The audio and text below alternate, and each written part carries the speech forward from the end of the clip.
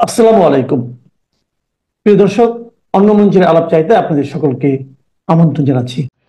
বাংলাদেশে কি সেনা বিদ্রোহ আসন্ন?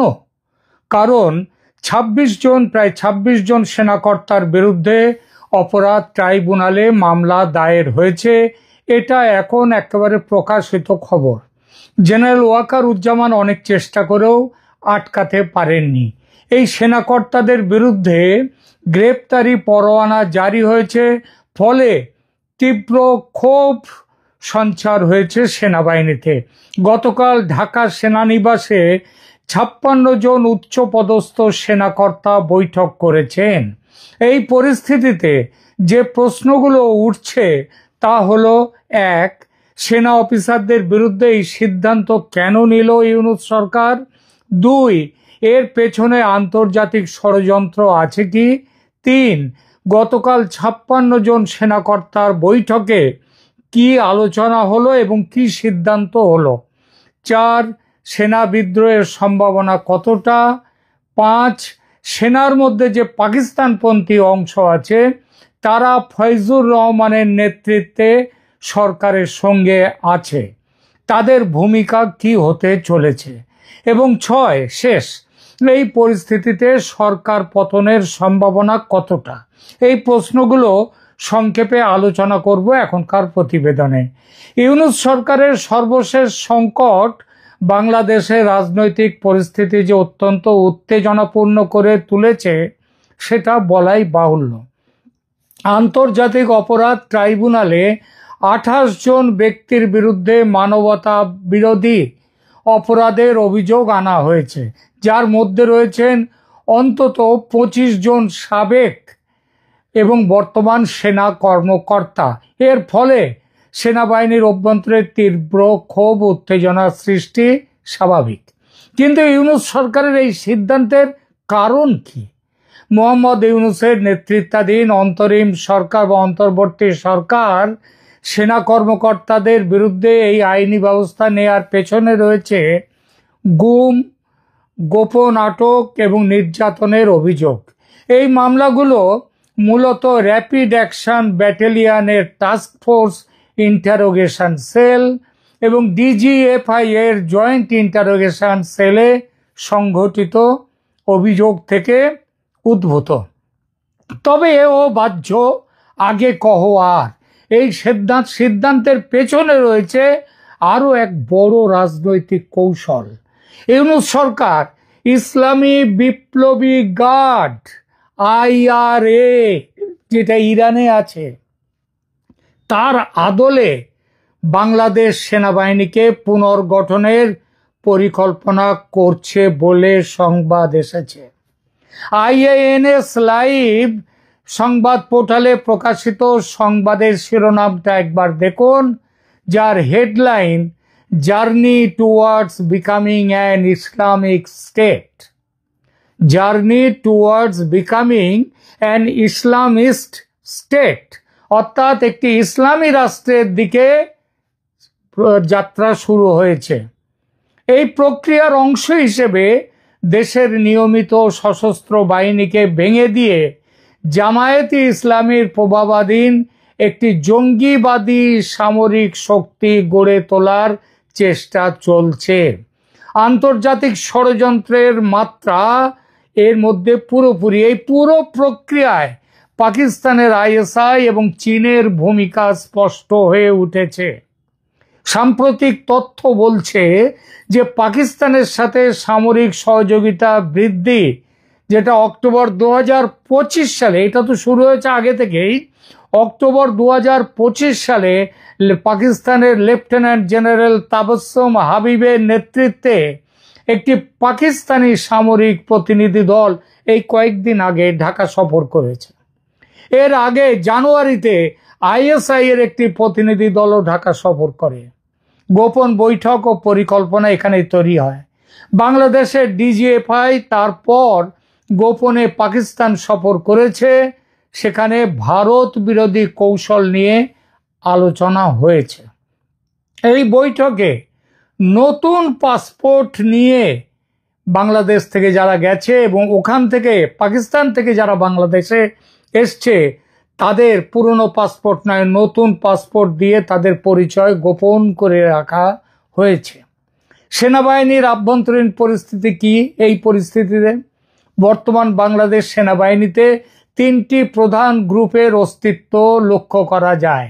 জেনারেল ওয়াকারুজ্জামানের নেতৃত্বাধীন গ্রুপ রয়েছে একটি, এবং এটা হচ্ছে সেনাপ্রধান প্রাথমিকভাবে সংখ্যালঘু নিরাপত্তা এবং সার্বভৌমত্বের বিষয়ে একটা অবস্থান নিয়েছিলেন। তিনি পাকিস্তানের হস্তক্ষেপ এবং সরকারের কিছু সিদ্ধান্তের বিরোধিতাও করেছিলেন, কিন্তু পরবর্তীতে তিনি জামায়াতের চাপের কাছে নতি স্বীকার করতে বাধ্য হয়েছেন। লেফটেন্যান্ট জেনারেল ফয়জুর রহমানের নেতৃত্বাধীন পাকিস্তানপন্থী গ্রুপ, এই গ্রুপটি প্রো পাকিস্তান, এটা সবাই জানে, পাকিস্তানপন্থী তারা, এবং জামায়াতি ইসলামীর সঙ্গেও তাদের ঘনিষ্ঠ সংযোগ। আর জামায়াতি ইসলামী বাংলাদেশ, তারা বাংলাদেশের দল হলেও তাদের হেডকোয়ার্টার লাহোরে। তারা সেনাপ্রধান ওয়াকারুজ্জামানকে অপসারণ করে নিয়ন্ত্রণ নেওয়ার চেষ্টা করছে বাংলাদেশ সেনার। ফয়জুর রহমানের নেতৃত্বে একটি অভ্যুত্থানের চেষ্টাও একবার হয়েছিল, সেটাও আপনাদের হয়তো মনে আছে, যদিও সেটা ব্যর্থ হয়নি। ওই যে ওয়াকারুজ্জামান যখন আফ্রিকা সফর সেরে আসছিলেন, তখন ভারতীয় গোয়েন্দা বাহিনী তাকে খবর দেয় যে তাকে এয়ারপোর্টে নামার সাথে সাথেই তাকে গ্রেপ্তার করা হবে। এই জন্য তিনি শাহজালাল এয়ারপোর্টে তিনি নামেননি, তিনি এসে নেমেছিলেন তেজগাঁও এয়ারপোর্টে। আইএসআই জামায়াত প্রভাবিত গ্রুপ বাংলাদেশ সেনাবাহিনীর একটি বড় অংশ এখন জামায়াত ইসলামীর প্রভাবাধীন তারা। এই গ্রুপ আইএসআই এর নির্দেশনা অনুসরণ করছে এবং ইসলামিক রেভলিউশনারি আর্মি গঠনের পক্ষে রয়েছে, ওই ইরানের মতো, আফগানিস্তানের মতো। এই প্রেক্ষিতে সেনা বিদ্রোহের সম্ভাবনা কতটা আছে দেখা যাক। ইতিপূর্বে আমি একাধিক ভিডিওতে বলেছি, সেনাপ্রধান ওয়াকারুজ্জামানের লোভ আছে 16 আনা, কিন্তু বড় কোনো ঝুঁকি নেওয়ার সাহস নেই, যে জন্যে তিনি গত বছর 5 আগস্টে দেশের মানুষের জান মালের দায়িত্ব নিজের কাঁধে নেয়ার কথা বলেও পিছিয়ে গিয়েছিলেন। সুতরাং বর্তমান পরিস্থিতিতে সরাসরি তার নেতৃত্বে সেনা বিদ্রোহের সম্ভাবনা খুবই কম। তবে তার জায়গায় অন্য কেউ যে অভ্যুত্থান ঘটাবেন না তা নয়। যেখানে এসে দাঁড়িয়েছে বাংলাদেশ পরিস্থিতি, তাতে যে কোনো মুহূর্তে যা কিছু ঘটতেই পারে। পরিস্থিতি অত্যন্ত জটিল, সে বিষয়ে সন্দেহ নেই। এই পরিস্থিতি কেন হলো সেটা তো আগেই বলেছি, যে 25-26 জন সেনা কর্মকর্তার বিরুদ্ধে গ্রেপ্তারি পরোয়ানা জারি সেনাবাহিনীর মধ্যে তীব্র ক্ষোভ ও অসন্তোষ সৃষ্টি করেছে। জেনারেল ওয়াকারুজ্জামান সরকারের সিদ্ধান্ত রুখতে চেষ্টা করেও ব্যর্থ হয়েছে। এই ব্যর্থতার কারণ সেনাবাহিনীর মধ্যে ঐক্যের অভাব। কারণ সরকার জানে যে সেনাবাহিনীর মধ্যে যদি ওয়াকারুজ্জামান কোনো কঠোর কোনো এই অবস্থান নেন, তার বিরুদ্ধে সেনাবাহিনীর ভেতর থেকেই তার প্রতিবাদ আসবে। ওয়াকার বিরোধী গোষ্ঠীরা এখন রীতিমতো বড় জায়গায় উঠে এসেছে। জেনারেল ওয়াকারুজ্জামান জামায়াতপন্থীদের কাছে নতি স্বীকার করার পর তিনি নামে সেনাপ্রধান এখন, কিন্তু সেখানে এখন জামায়াতের এবং জামায়াতপন্থী ফয়জুর রহমানদের তাদের ডিক্টেটে চলে সেটা। ফলত আইএসআই এবং জামায়াত জোট এখন বাংলাদেশ সেনাবাহিনীতে তাদের শক্তিশালী অবস্থান তাদের। এই পরিস্থিতিতে সরকার পতনের সম্ভাবনা কতটা? দেখুন, ইউনূস সরকারের স্থিতিশীলতা নিয়ে গুরুতর প্রশ্ন রয়েছে। মে 2025 সালেই সরকার পতনের গুজব জল্পনা একটা ছড়িয়েছিল এবং ইউনূসকে পদত্যাগের কথা ভাবতে হয়েছিল। কিন্তু ওই যে বললাম, সেনার মধ্যেকার জামায়াতপন্থী তথা পাকিস্তানপন্থী অংশ এখন এতটাই প্রবল এবং সেনাপ্রধান ওয়াকারুজ্জামান তিনি জামায়াতপন্থীদের কাছে এতটাই নতি স্বীকার করেছেন যে এই সরকারকে বাঁচিয়ে রেখে যারা জামায়াতপন্থী সেনা যারা তারা এবং পাকিস্তানপন্থী তারা এই সরকারকে বাঁচিয়ে রেখে তাদের এজেন্ডা সফল করতে চাইবে। তারা চেষ্টা করবে সরকার বাঁচাতে যদি প্রয়োজন হয় তারা জেনারেল ওয়াকারুজ্জামানকে হটাতে চাইবে তার পদ থেকে।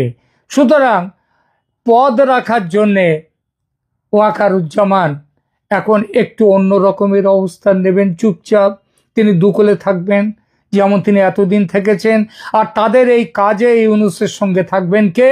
রাষ্ট্রপতি চুপ্পু। গতকাল একটি ভিডিওতে বলেছি রাষ্ট্রপতি চুপ্পু কিভাবে আওয়ামী লীগ সরকার শুধু বাংলাদেশের যে জামায়াতপন্থী, পাকিস্তানপন্থী, আমেরিকাপন্থী তাদের সাথে জেনারেল রাষ্ট্রপতি চুপ্পু কিভাবে তাদের দোসর হয়েছেন।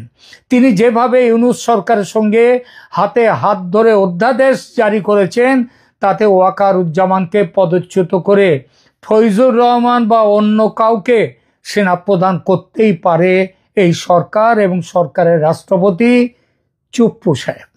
আর এখানেই উঠে আসছে আরেকটা সম্ভাবনা যে ওয়াকারুজ্জামান কি চুপচাপ তাহলে বসে থাকবেন? তার যা পূর্ব ইতিহাস তাতে তিনি যদি এটা মেনে নিয়ে বসে থাকেন কেউ অবাক হবেন না, কারণ তিনি এক পা এগোন তো 3 পা পিছিয়ে আসেন। তাকে হয়তো এমন টোপও দেয়া হবে যে তিনি সেনাপ্রধান থাকবেন, তাহলে যেসব অফিসারদের হাতকড়া পরিয়ে ওই পুলিশ ভ্যানে করে, প্রিজন ভ্যানে করে আদালতে নিয়ে যাওয়া হলে তাতে তার আপত্তি কোথায়? তার তো কোনো ক্ষতি হচ্ছে না, কিন্তু তিনি। সুতরাং এই জন্য ওয়াকারুজ্জামান কতটা এগোবেন সরকারের বিরুদ্ধে যথেষ্ট সম্ভাবনা আছে। কিন্তু তিনি চুপ হয়ে গেলেও যে অফিসাররা বিচারের মুখোমুখি হচ্ছেন তারা তো মানতে পারবেন না, কারণ মামলা শুরু হলেই যে তাদের চাকরি যাবে, এবং সেটাও চুপ্পু সাহেব সেই অধ্যাদেশও সই করে দিয়েছেন। সেই সঙ্গে চাকরি শুধু যাবে না, তাদের জায়গা হবে কোথায়? হাজতে, তারপর জেলখানা। সুতরাং তারা তো রুখে দাঁড়াবেই, দাঁড়াতে তারা বাধ্য। এবং তাদের সঙ্গে সেনার একটা অংশ যে থাকবে, সেটা বড় অংশ না ছোট অংশ নাকি মাঝারি অংশ সেটা পরে দেখা যাবে, কিন্তু একটা সেনার একটা অংশ তাতে থাকবেই। সেই চাপ সহজ হবে না ওয়াকারুজ্জামানের কাছে, তার দু নৌকোয় পা রেখে চলা আর সম্ভব হবে না। আর এখানে ওই যাত্রা দলের বিবেক সেজে মাঝে মাঝে বড় বড় যে ভাষণ দেন, সেসব ভাষণ আর তার চলবে না। আর এখানেই আসছে সরকার পতনের সম্ভাবনা। গতকাল 56 জন সেনাকর্তার বৈঠকের কোনো খবর বাইরে প্রকাশ হয়নি, আইএসপি আর কিছু বলেনি, এটাই স্বাভাবিক, কারণ এই সমস্ত যে বৈঠক হয় তার খবর খুব গোপন থাকে, বাইরে আসে না। তবে যেভাবে বিক্ষোভের প্রকাশ দেখা গেছে সরকারের সিদ্ধান্তের ফলে, তাতে সংঘর্ষের পরিস্থিতি যে আরো প্রবল হয়েছে সন্দেহ নেই। সরকারের বিরুদ্ধে ঝাঁপাতে তৈরি তারা। সার্বিক পরিস্থিতি তাহলে কি দাঁড়ালো? বাংলাদেশ বর্তমানে একটি অভূতপূর্ব রাজনৈতিক সংকটের মুখোমুখি। সেনা কর্মকর্তাদের বিরুদ্ধে আইনি ব্যবস্থা নেওয়া সেনাবাহিনী ও সরকারের মধ্যে সম্পর্কের চূড়ান্ত অবনতি ঘটিয়েছে। যদিও তাৎক্ষণিক সেনা বিদ্রোহের সম্ভাবনা আছেই, এমন কথা হয়তো বলা উচিত নয়, তবে দীর্ঘমেয়াদে সেনাবাহিনীর আমূল পরিবর্তন এবং ইসলামিক র্যাডিক্যাল গ্রুপের নিয়ন্ত্রণ প্রতিষ্ঠার ঝুঁকি এটা কিন্তু গুরুতর। পাকিস্তানের আইএসআই এবং জামায়াতে ইসলামীর সুপরিকল্পিত কৌশলের অংশ হিসেবে বাংলাদেশের রাষ্ট্রীয় প্রতিষ্ঠানগুলোকে ধীরে ধীরে নিয়ন্ত্রণে নেওয়া হচ্ছে।